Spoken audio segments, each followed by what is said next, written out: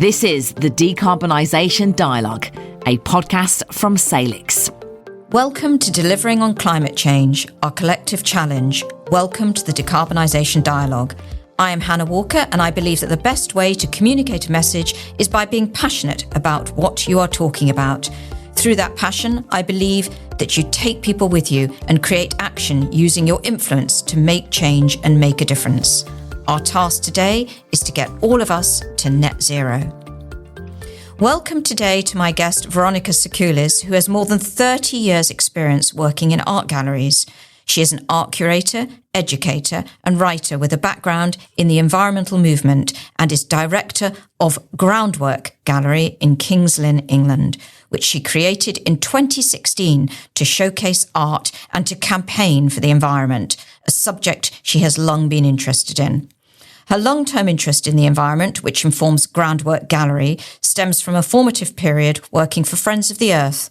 As a result of this, she wrote the Friends of the Earth cookbook, published by Penguin Books in 1980, and has many books, including on medieval art. About GroundWork, she has said, "My idea was to create a social, political, and educational asset, as well as a new place for showing art." GroundWork Gallery has hosted more than 20 exhibitions and won several awards. Before that, Veronica is known for her work at Sainsbury Centre for Visual Arts, University of East Anglia, where she was first curator, then head of education and research and deputy director. From there, she has run many international and local projects. She has also worked as an independent consultant. And from 2005 to 2006, she was on secondment to Tate Britain to manage the early stages of the Visual Dialogues project for young people. Delighted to have you. Thank you very much for joining us today. Thank you very much. I'm delighted to be here. Thank you. Now, Veronica, can we start by you telling us a little bit about your career? Because you're an art historian, a published author, and you're now heading up as I said, formed and developed and launched this successful and unique gallery space with a focus on the environment. And you've also been called an environmental activist. So tell me a little about this journey and how it started. Well, I mean, it actually started with my grandmother taking me to see art when I was 4, against the advice of my parents who said she'd be bored, but I wasn't. I was completely enthralled. And I remember seeing a portrait she took me to the National Portrait Gallery, and she gossiped with her friend while I stared at the Armada portrait of Queen Elizabeth I and imagined myself in there with her. And that was really formative, both, I think, probably me as a medievalist or a historian anyway, because not medieval, but almost, but also just loving art from that moment and being an advocate also for that being important for young people throughout their lives. So that was one thing. I mean, the other really formative thing was after I finished my degree, which was in art history. It turned out also my grandmother had studied art history in Vienna. It was joining Friends of the Earth. That was a chance move. I needed a job for the summer, and my friend was leaving and was running their administrative office. And I went for an interview the next day and got the job running the front office, which I did. I then extended. I was signed up to do a PhD, but I put that off so I could do an extra year. That was really transformative and made me think very much about how influence is made, how one works need to work both bottom up and top down to have an effect. And it's affected my entire career and my entire approach to how to organize things. So those were the two things, really. What the gallery has done is brought a lot of those early things together, and also my experience working with communities and working with people. I think it's very important to talk about art. There was a time when I did want to be an artist and could have gone that way, but actually I was, for one reason or other, didn't. But actually I found that there is a huge role to play in talking about art and responding to it. And it's a responsibility that everybody has or ought to have, because it's through that the beautiful things and important things that artists make then get an intelligent response. And that's the one thing actually the art world's really not very good at.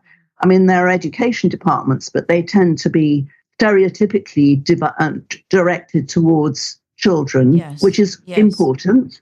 But actually, there's a huge audience potential amongst adults. There is. And art has this very magical way of bringing us into a conversation.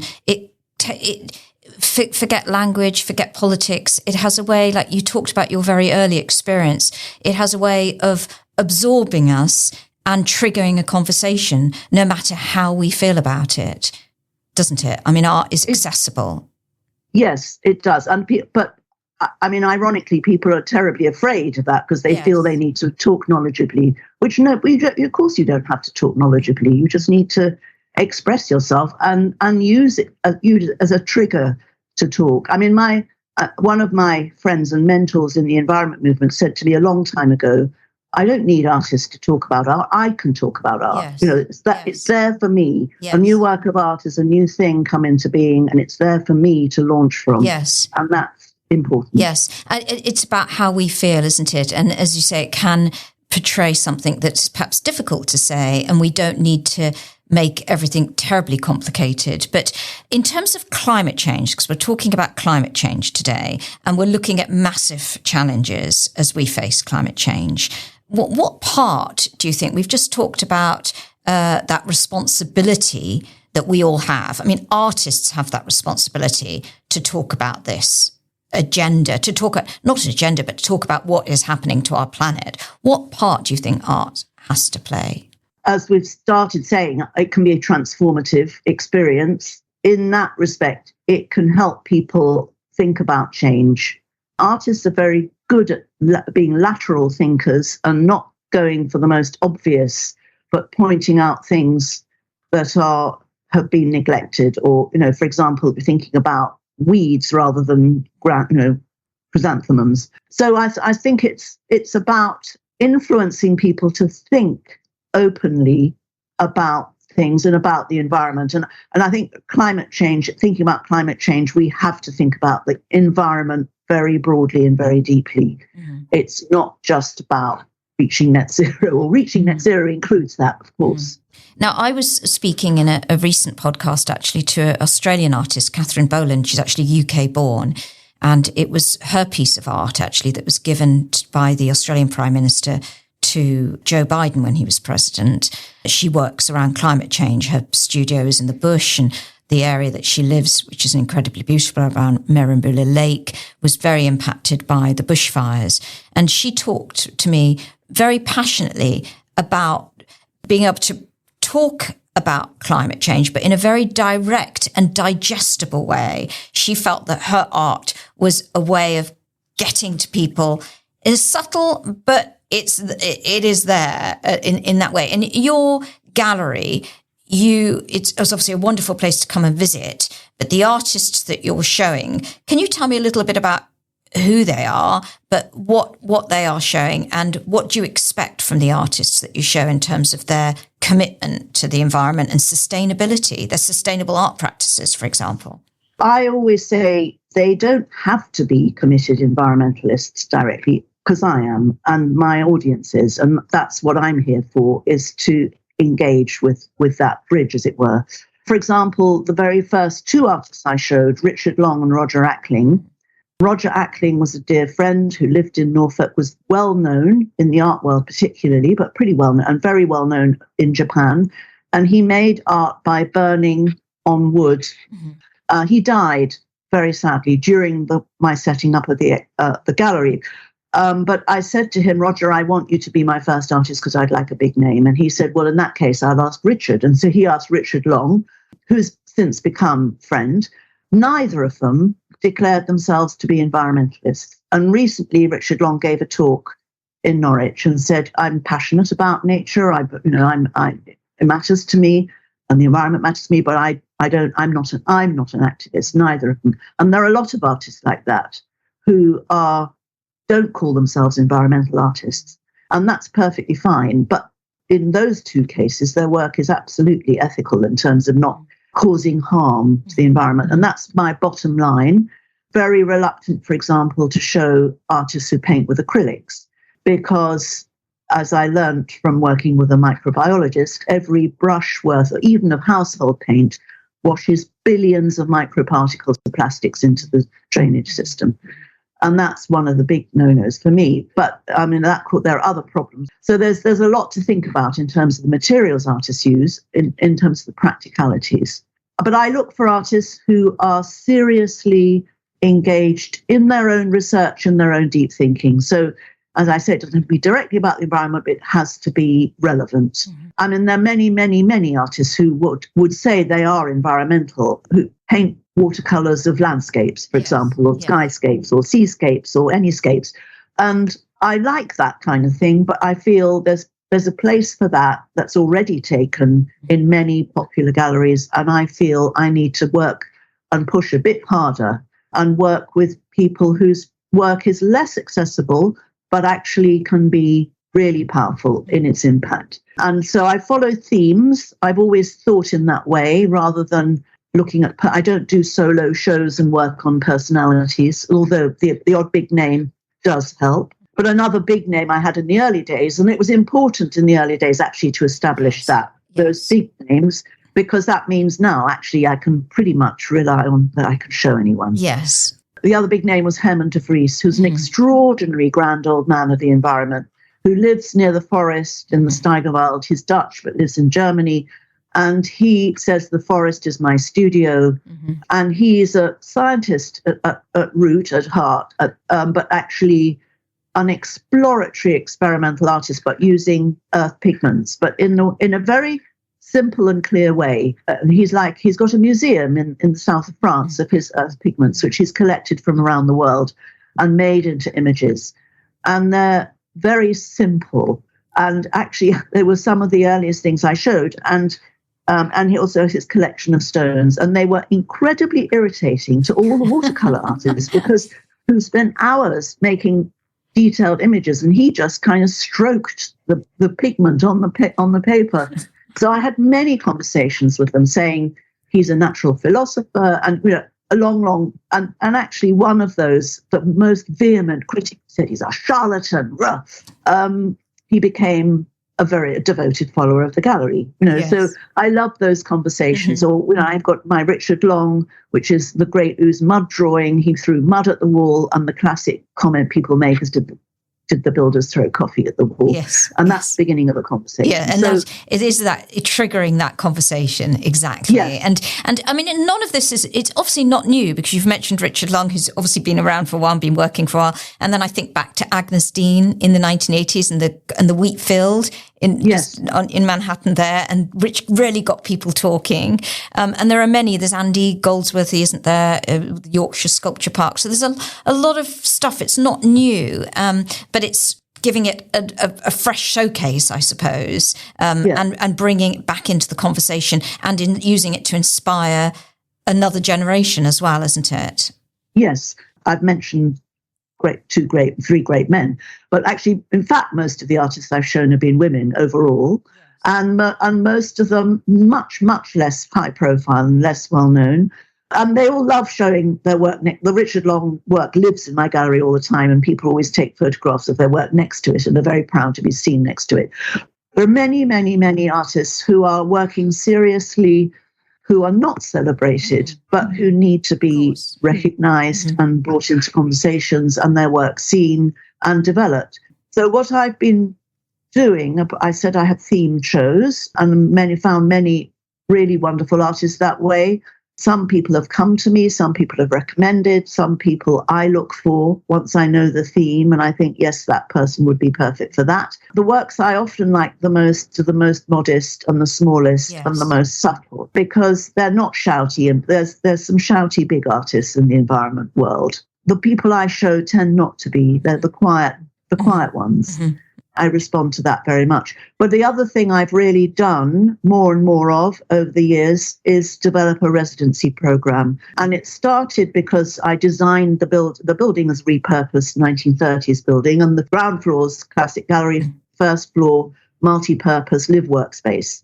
And so I always intended to have an artist working there, living there. And so it started in 2020 with a partnership with the University of the Arts London, and a young artist had that space. In fact, I had three, because there were two others of my own, one after the other. And then immediately afterwards, they had an exhibition. And the next year, there were more artists. And I had then 2 partners, both in the country, one in Reefham and one in Great Cressingham Grange projects. And we had more. And then it grew.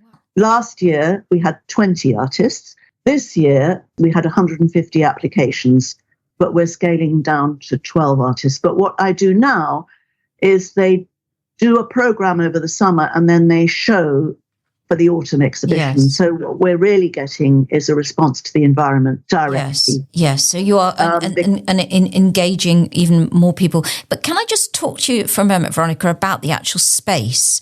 Because in terms of the way you operate GroundWork Gallery, I just want to understand what kind of sustainable measures you have in place that reflect this mission. Because it's actually built on a floodplain. You say it's a repurposed 1930s building. And how has that impacted the way you use? I mean, built on a floodplain, how has that impacted the way you use? You've got these wonderful pieces of art, and I'm slightly worried that you're built there on a floodplain. Granny died, left legacy. In fact, series of grannies died, or grannies and aunts. And so that enabled the project to take place. So they're all commemorated there. And it was started as just a project to get a buy-to-let property. But then this little industrial building was available opposite the Custom House, perfect position in King's Lynn. But actually, yes, right on the river. As an investment, it's hopeless because one day it will be washed away. But that was one of the imperatives for making it about the environment. Yeah. And also the fact that it is in a floodplain, it's not allowed to be lived in on the ground floor. Okay. So that had to be some other purpose. Mm-hmm. And it wasn't necessarily always going to be a gallery in my mind. I was thinking, should I run workshops there, or I could let it? But anyway, then I suddenly thought, no, it's got to be. It cannot be anything else. It's perfect scale. And so I found a builder, a local builder, who said, I've made enough money this year, I'll build it at cost for you. And he also did a lot of repurposing of materials. So the floors and the staircase are made of scaffold boards, and there's a scaffold rail as a stair rail, which is actually one of the most admired features of the building, funnily enough. But the bathrooms are lined with recycled plastic made by artists. And the top floor is a holiday let, and that's what pays. And there I've used local materials, designer materials, high quality, handmade stuff.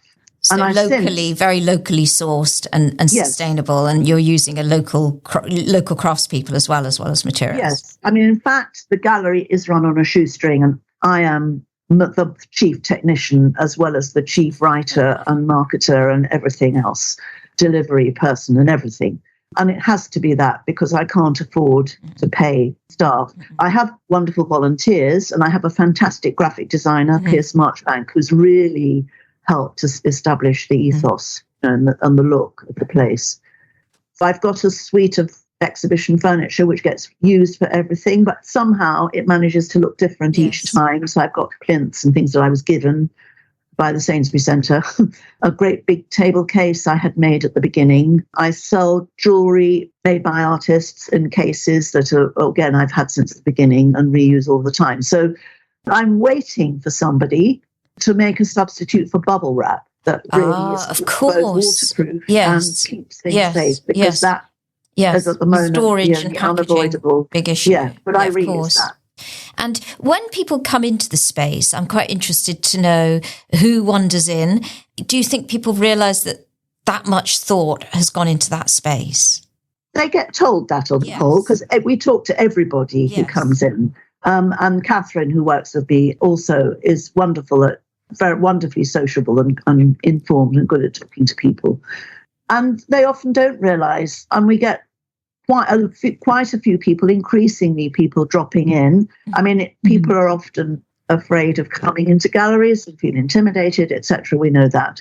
We make a point of being friendly, and it does say so on TripAdvisor and on Google. The first thing you see is the statement saying their staff are very friendly. So that's an important signal to send. People will get a warm welcome and be able to talk to you about the staircase just as much as they can talk to you about the art on the walls. Yes, and also everyone has something to say about the environment, and the weather is a good opening for that. So we can always steer the conversation.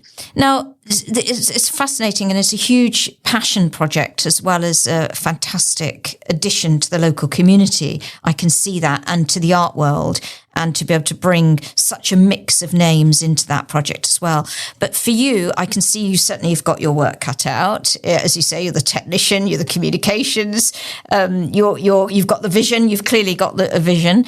But what next for you? Because you've obviously had a highly successful career, you've published author, you've launched this gallery, you've headed major art projects. What next, Veronica? Because it's really interesting to keep an eye on people like you, because I know you've probably got a whole bag full of further ideas and plans.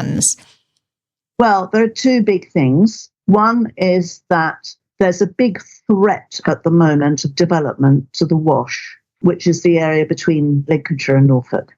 We're gathering a band of people from wildlife organisations, environmental campaigners and artists to make a very big statement in favour of the environment of that whole area, because the threat would turn it basically into an industrial zone. And it would be really terrible and needs to be contained.